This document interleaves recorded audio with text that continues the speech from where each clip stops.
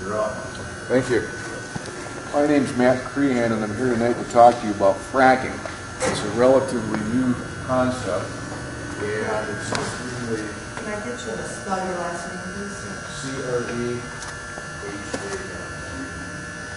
This is something that just started in Muskegon County. They were pending a permit out in Urbana Township on the Swanson property.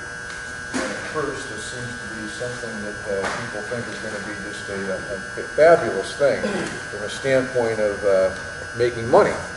And yeah, it is. There's a lot of people out there that are going to make some money on it, but they're all fat cats that have already got enough money. For the average person like us, we're going to be lucky if we see a dime on it.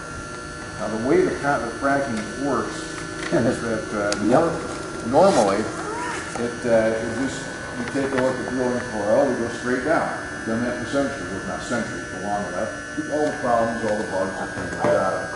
What they do with horizontal fracking is they go down, then they go sideways. When they go sideways, it causes so much rupture to the earth, it considerably discombobulates everything in the lower part of the planet. The most serious thing it can do is trash the water supply permanently. When you turn your water faucet on, you look down and it comes out brown. And if you happen to be smoking a cigarette or light a match by it, it's liable to go up in flames. Methane gas. Once that happens, you don't clean it up. They say the solution is we'll run city water. Okay, great. Well, somebody has to clean that up. And once you trash the water supply in one area, you trash the water supply in all the areas.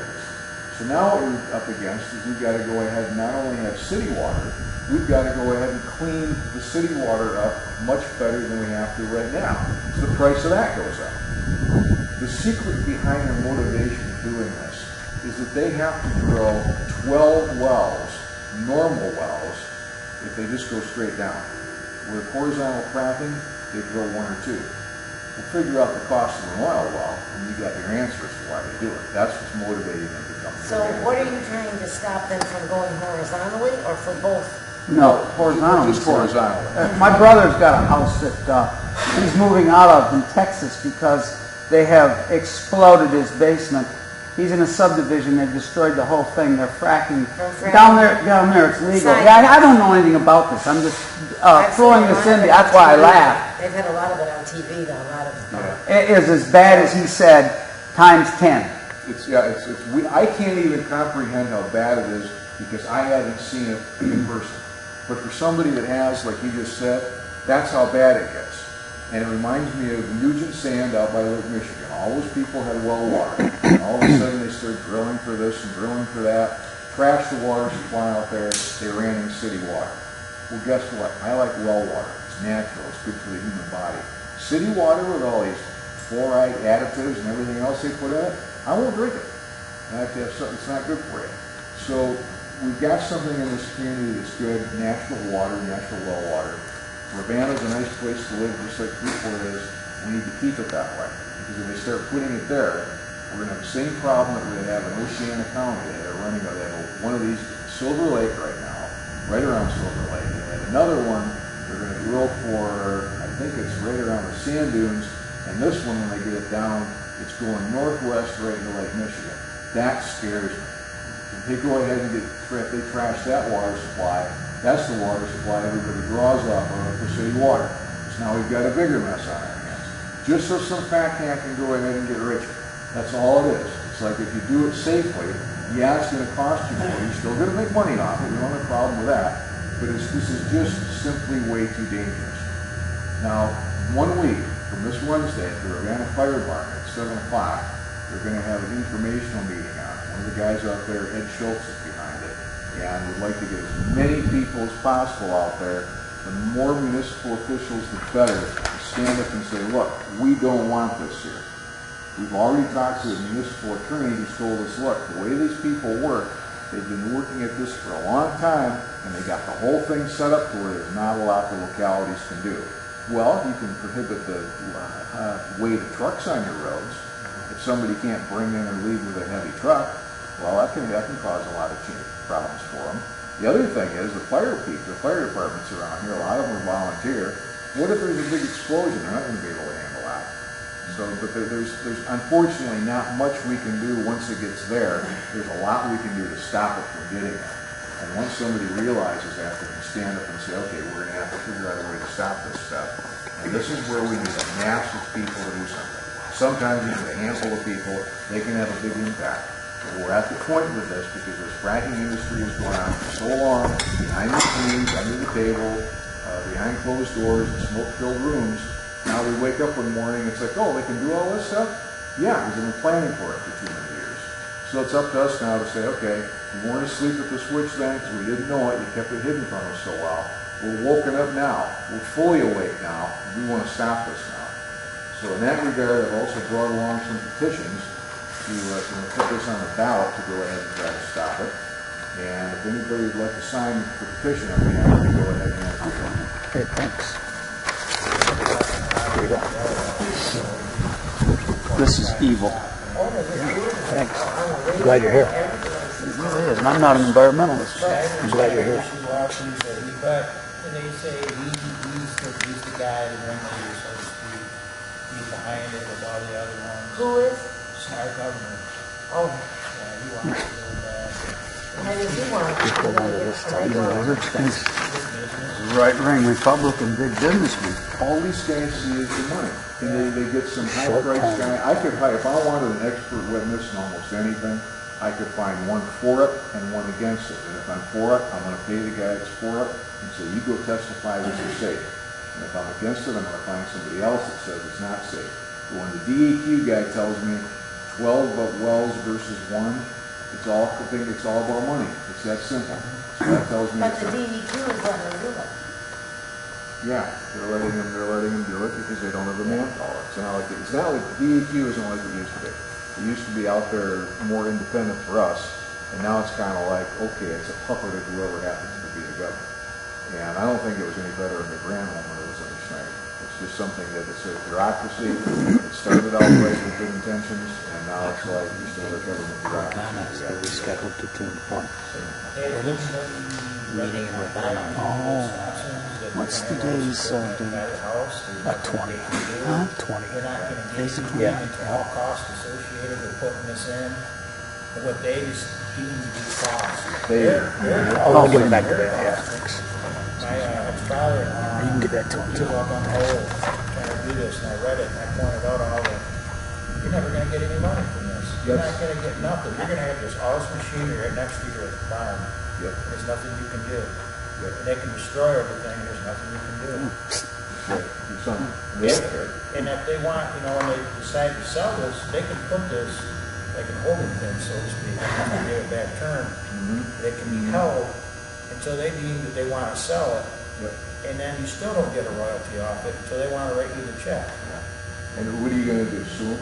Yeah. What lawyer are you going to get to go up against them? You gave them the permission to come onto your property to do all that. They got to read the contract. That's what happened with the farmers out in Walker with all this stuff a year or two ago. Yeah. They're signing all them get rich quick contracts. Yep. And somebody said, hey, wait a minute here. Don't let them in. Did you read the contract? Yeah. It's like the first thing I do is I say, I want to read the contract. I had somebody call me the other day, totally unrelated to fracking. We talked for a little while, and I said, okay, I'd like to read the contract before I sign. Oh, I can't let you do that. Okay, click. Anyway, got the petition here if anybody else wants to sign it.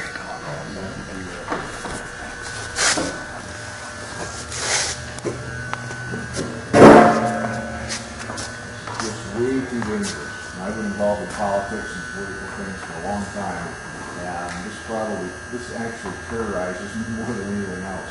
Tax increase is bad enough, but we can kind of live through those. But this is like, okay, I got to have healthy water, good healthy water. I can't live at all.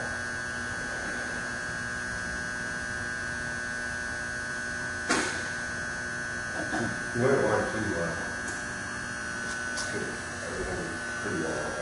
You might want to explain to people what the fracking means. Okay, what they do underground with water. We've got a couple of my friends here are going to talk too. They know a little bit more about some of it than I do. Well, that's a good question. When they're pumping all that stuff in there to get it out, Is it they leaving it in or They they leave it. ground to saturate itself through? They leave it. That's what poisons the water after they blow all the rock and the infrastructure of the ground layers that are natural to pieces with the explosions. It busts all that to pieces. It literally pulverizes the layers of the ground. And then all the poisons that they pump in there mix with the groundwater. And also there's seismic activity. There's seismic activity involved with it too, and it can cause earthquakes. That's it, that's the earthquakes. Look at all the earthquakes we've had in this country. And how come we had an earthquake? Now this is, believe it or not, this is a true story. I'm in the county building, 6th floor, law library, and I'm sitting there, and the whole building just shook a little bit.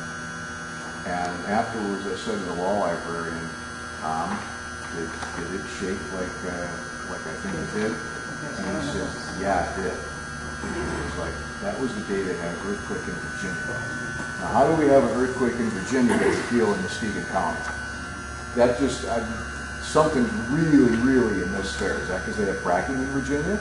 I don't know. But it's like, when they have, that's what it does to the earth. Our earth, if we can have an earth that we have with water way down below us and have solid building surface above it, there's something really unique about our planet. And if you go down below it and destabilize all that, then the whole thing's going to come crashing down. Just because somebody wants to make a couple bucks. So it's not a pretty picture. Really. Well, I understand it's not a couple bucks. I understand they're making quite a bit of money. Yeah. From what I saw on TV, there was an article on TV one night. 60 Minutes maybe it was. Yeah. And it was pretty interesting. Because I didn't know anything about it. I didn't know what it was. Well, look at all these oil companies and how much money they make and how much they're charging us at the pump. And they keep saying that they're just being price competitive. Come on, you guys are gouging us. Yeah, that's right. There's no doubt in my mind. They're not even being even remotely honest with us. Big oil to me is a big Who is being honest? Nobody. The only people I find to be honest are the ones I can talk to like this and have a give and take. If I go to the city of Muskegon and I even was to go walk up to try to pass something out, that stay away from this. We go to these little townships, little villages, we have a nice give and take conversation. It's fun to come here. I feel good about being here, talking to everybody and having a give and take. You go to bigger the municipality, you just stay away, stay away. This one's done. That one's done? Yeah. Okay. All we have to be is Registered voter in in the Muskegon County. Yeah. Do they use like sluice, like water type thing, or bring it back up out of the ground? Do they, like a mining, like how they do with mining? They run that water through the rock, to get what they want. That's probably a better question for you then. He's a little more technical on this than I am. I mean, like this creek right back here. Oh, yeah. That starts out in Ravenna. There you go. There you go. There's a couple of them. What do you say, Mike? What do you say, Mike? What do you say? Can I get up? You can get up. There we go. This is a friend of mine, Dan Mills. He's going to continue on this from a little different perspective. Yeah, and I don't want to take a whole lot of your time up with stuff. We did pass out some handouts there that has places where you can look up, find some more information. I'd suggest you look up the Halliburton loophole. That's something that's easy to remember. And so you just type in, everybody kind of heard of Halliburton, so you just type that Halliburton loophole, and you'll see, like in Google, will bring up New York Times article on exactly what that is and what it means. What it is a federal thing that was enacted when Cheney was in power with Bush, and it exempts the fracking industry from all the regular regulations that we would ordinarily expect. The Clean Water Act, they're exempt. Now, for instance, like the Great Lakes Compact, you see these fracking wells, when they're drilling and fracturing that rock, they're using actually millions of gallons of water.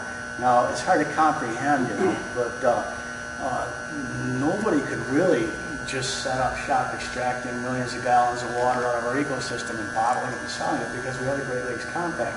Canada and a bunch of the surrounding states have agreed to protect our water resources because they're so vital and they're getting more precious all the time. Well, the Halliburton loophole exempts the fracking industry. They can take as much water as they want to.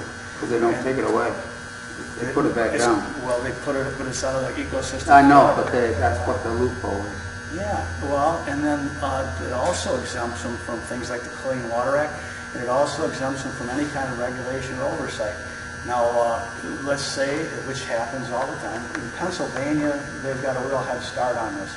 And in South Dakota, North Dakota, South Dakota, they've got a head start on this, and some of the other states, and now here in Michigan, it's just coming to us. Because they're unregulated and there's no oversight, accidents are really commonplace. And so you'll have wellhead leaks, you'll have fires, you'll have chemical spills from the trucks, and that sort of thing. And they don't have to report that to anyone. They could have a huge spill, they could dump stuff into the stream, and they wouldn't have to tell anybody. They don't have to tell you if they're fracturing right next door to you. They don't have to tell anybody because they're exempt from all the regular rules and laws. Actually, this Ravenna permit that they took out is in one of 2 wellhead protected areas. These are DEQ wellhead protected areas in the state of Michigan. All the Ravenna is inside of this is protected water because everybody there uses the well water. It's a DEQ protected area. That doesn't make any difference. The fracking companies can come on in there. And actually the DEQ is supporting them in this, and the state of Michigan is supporting them, and the press is supporting them because of the money that's involved. Now the DEQ went on record, and it was reported in the news media we had back in the 80s, that they were actually tapped. They couldn't do their job anymore because they didn't have the money. And so the DEQ came to Muskegon here at the community college here just a couple of weeks ago. We have a videotape of that online. And we asked them, how is it you can propose to us that you're able to regulate the industry when you couldn't do it, years ago? How are you coming up with the funding now? And the answer is that their funding is coming from the oil industry. And so the DEQ actually charges the oil industry to keep their geologists on staff and to keep everybody in their positions. And so you see the conflict of interest there.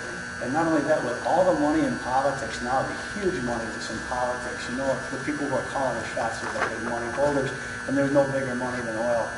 Anyway, I'm really glad that you're listening to us. You're the community leaders here, and people look to you, and also you're well connected. And so when you talk, a lot of people hear you.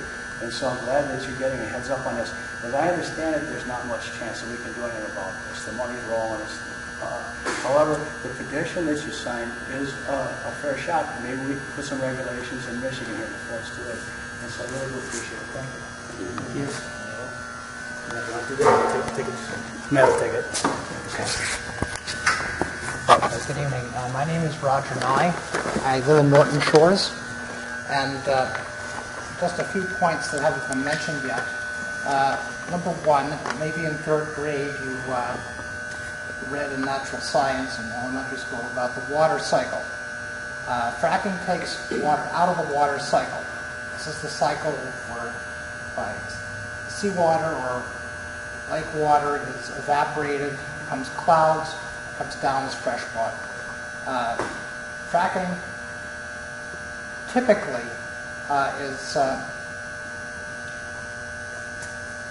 is getting rid of its used water by putting it into deep injection wells, which takes it out of the water cycle altogether. And the effect basically is to stress your local water supply. Now, one of the reasons they're doing it in Michigan is that we have more water than a lot of places in this country. In places like Texas, they're so badly off already with the drought, they don't have enough water to do the fracking. So